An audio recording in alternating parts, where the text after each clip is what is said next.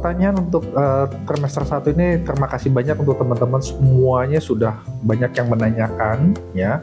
Yang mulai dari janinnya mesti apakah ini bagus atau enggak, semua begitu banyak variasi pertanyaannya. Tapi saya kali ini tertarik dengan adanya satu pertanyaan yang menanyakan kepada saya. Pada saat trimester pertama ini dokter cek ini ngelihat begini, hanya baru ketemu kantungnya saja. Tapi kok dokter bisa dengan enteng bisa, oh tunggu aja, nanti kita lihat lagi pada saat 2 minggu lagi ya, nanti kayaknya ada, tenang aja, nanti dilihat dulu pelan-pelan. Nah sedangkan yang satu lagi dokter bisa bilang, waduh ini kok kayaknya nggak bagus, nanti kita lihat ya. Meskipun dua-duanya dokter bisa bilang sebenarnya harus cek 2 minggu lagi, iya saya setuju dok, tetapi kok yang satu dokter bisa mikirnya, oh kayaknya bagus, yang ini kok kayaknya jelek. Batasannya apa yang membuat dokter itu bisa berpikiran itu tuh apa? Nah jadi yang ditanyakan ini adalah pola pikir saya gitu kan. Ya sebenarnya ya mungkin dokter-dokter lain juga punya pikiran yang sama begitu kan. Tapi ya ini pintar juga nanya pola pikir dokternya, kenapa bisa begini dok gitu. Karena mungkin ya ada juga orang yang nunggu 2 minggu lagi juga kan was-was juga ya. Ini kemungkinannya bagus atau enggak dok, misalnya begitu. Ini saya akan kasih 2 tabel, ini pernah saya kasih sebutkan dulu di video-video saya. Ini tabel pertama, kalau misalnya, ini sebenarnya kalau dianggap jelek nih, pregnancy loss begitu. Jadi kalau misalnya sudah ketemu janin dengan panjang 7 mili tapi tidak punya denyut jantung, itu sudah kita anggap jelek. Ini pregnancy loss, harus dibuang begitu. Yang kedua adalah kantungnya dengan rata-rata 25 mili ya, 2,5 cm. Kalau misalnya nggak ketemu janinnya, wah ini harus dibuang. Yang biasa teman-teman dengar dengan namanya BO. Itu sebenarnya ya udah di belakang sih ya, tetapi ini bisa menjadi patokan. Nah selanjutnya adalah, nah ini yang sedikit teknik ya.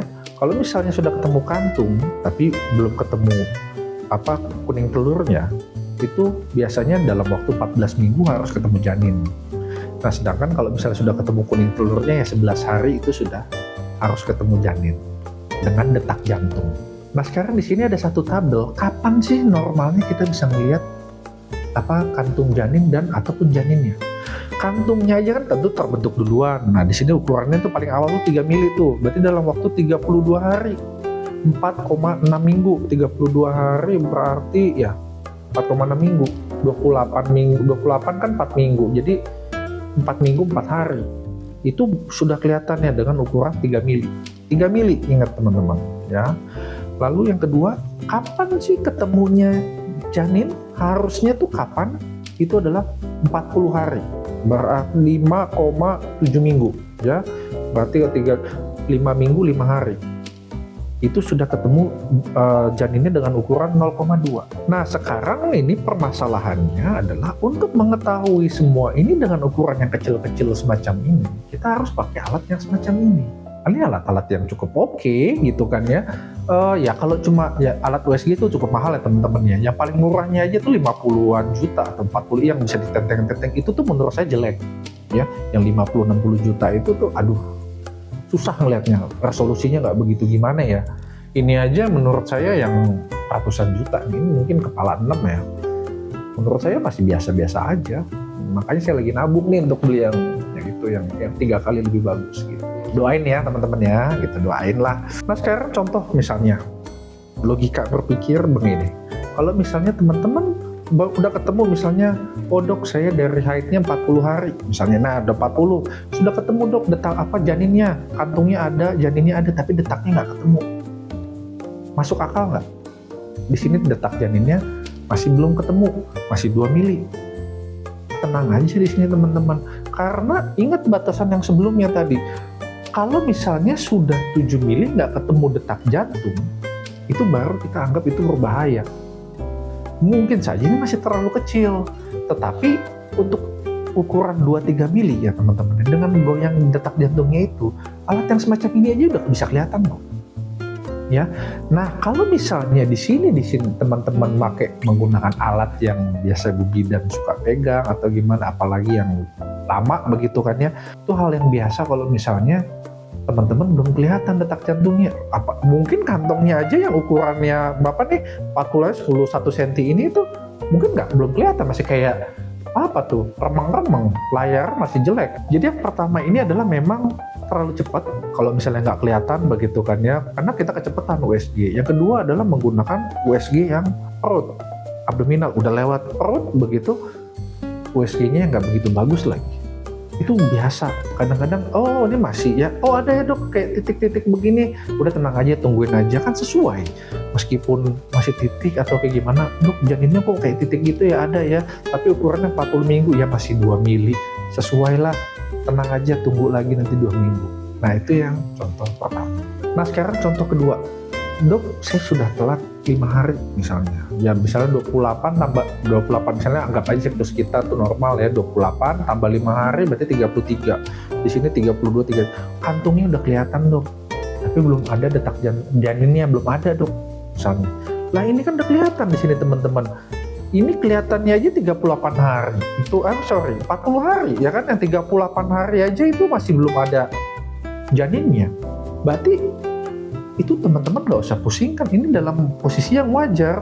Pasti saya akan bilang, oh ini normal, ya memang harusnya belum kelihatan kok, nanti 2 minggu lagi cek lagi lah gitu. Ini kan logikanya ada ya. Ini contoh yang gampang. Nah sekarang contoh lagi, sudah telat, ini sudah 7 minggu nih, 7 minggu atau mungkin 8 minggu. Dok saya di USG kelihatanlah kantungnya, ya dok kantungnya masih 8 mili dok begitu. Nah di sini kan sesuai 8 mili, belum ada janinnya. Tetapi mesti ingat di sini teman-teman, 7 minggu 7 kali 7 kan 49 hari. Di sini nih 38 hari nih. Ada perbedaan. Nah, kenapa ini bisa perbedaan? Yang mesti ditanya lagi adalah balik ke awal. Dulu haidnya teratur enggak? Kalau misalnya pertanyaannya haidnya tidak teratur, ini suatu hal yang menenangkan. Maksudnya adalah ovulasinya mundur, dan bisa saja memang pada saat 7 minggu ini yang 8 mili sebenarnya nggak 7 minggu tetapi baru 5 minggu begitu, yang sesuai dengan ini masih 5 minggu karena ovulasinya mundur 2 mingguan begitu, karena haidnya nggak teratur ya. Iya sih dok, dulu haid saya mungkin bulan 1,5 bulan, kadang sebulan sekali sih, mungkin ada 28 hari tapi itu cuma sekali, sisanya 1,5 bulan. Kadang-kadang ya mohon maaf dok, hampir 2 bulan gitu, apalagi ada PCOS. Ini hal yang cukup menenangkan hati. Oh tenang aja, nanti kita lihat lagi, karena suatu hal yang biasa kalau misalnya haid teman-teman tidak teratur, umur kehamilannya akan jauh lebih kecil.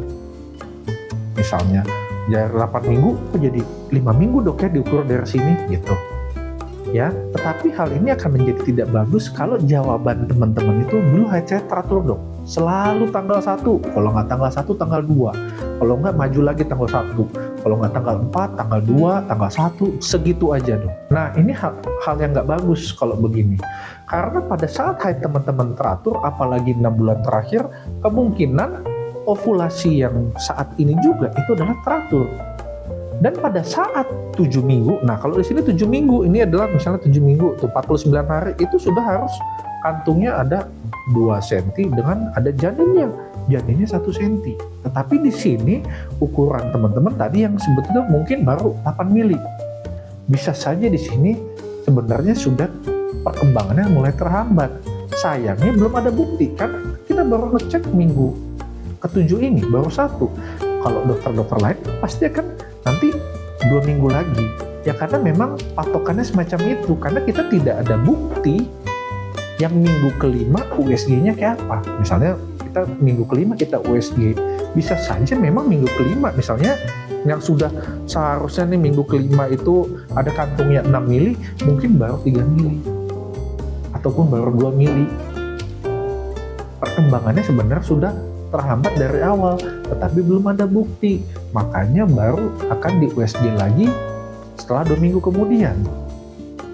Kan mungkin logikanya kan semacam itu, masuk akal nggak ya? Semoga mudah dimengerti ya. Jadi pada saat posisi yang kayak begini, ya saya kan berpikir, wah ini hati-hati, Kalau memang ini terjadi flek-flek ya sudah, nanti kita lihat lagi, nanti datang ke sini ngecek. Biasanya semacam itu. Nah, jadi semoga di sini teman-teman bisa ngerti ya. Saya kan kasih 2 tabel itu dulu ya, yang normalnya teman-teman sudah tahu, lalu yang batasannya nggak normalnya juga teman-teman sudah tahu. Dikaitkan juga dengan height teman-teman, apakah normal apa enggak dulunya. Dikaitkan juga dengan apakah kita menggunakan USG yang mana, yang mahal apa yang biasa, begitu kan, yang butak begitu ngelihatnya. Kalau misalnya yang bagus atau gimana, apakah pakai yang ini ataupun yang ini, beda antara yang di perut ataupun yang di vagina. Kalau vagina bisa kelihatan langsung, kalau misalnya lewat perut kita lihat juga apakah ibunya gemuk atau enggak.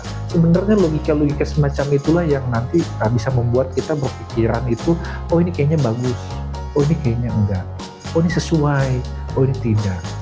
Semoga teman-teman semua di sini yang pengen hamil bisa cepat hamil. Akhirnya atas saya Dr. F, karena saya mengucapkan terima kasih. Semoga ngerti. Every new day a new chance for success. The sooner the better, 'cause I'll be the